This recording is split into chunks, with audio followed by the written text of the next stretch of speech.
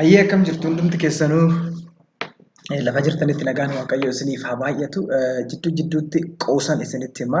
Barnoota Oromoo wajjin barannu qoosaan jidduu jidduutti for entertainment for recreation jechuu dandeenya. Itti bashannanuuf callisnee waama tiyoorii qofa yoo haasofne immoo namni xiqqoo ishee boorii akka hin taaneef yoo biraatiif miti. Qoosaa gabaabduu akkan isinitti hima.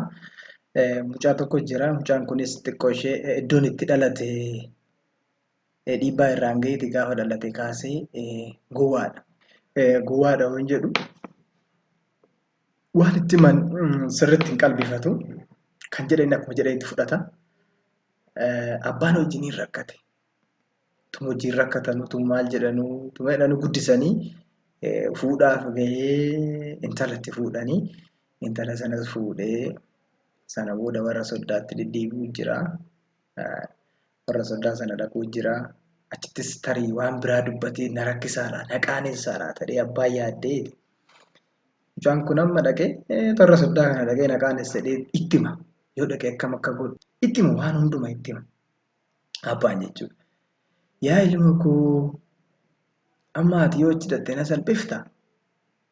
Mana warra soddaa kana yoo dhaqxe waan isaan nyaadhu siin jedhan nyaadhu. Haasa'ii yoo siin jedhan haasa'ii. Waanuma argite immoo haasa'ini. Bukkur jedhii taa'ii jedhanii. Bukkur jedhii taa'ee jechuun hiikni bukkurii tanaa qoosaa kanaaf akka hiika qabaattu. Bukkur jechuun kostor jedhiitti quphan iddoodhuma tokko taa'ee asiif achi hin deeminii jechuu barbaadanitti isaanii. Mucaan kee maal godhaa gaafa fincaan qabee gadi ba'ee ala ba'ee ol deebi'us bukkur jedhee gaafa gadi taa'u. Ammas ol ka'ee waan ta'e fuudhee gaafa gad deebi'u bukkur jedha yoo taa'u.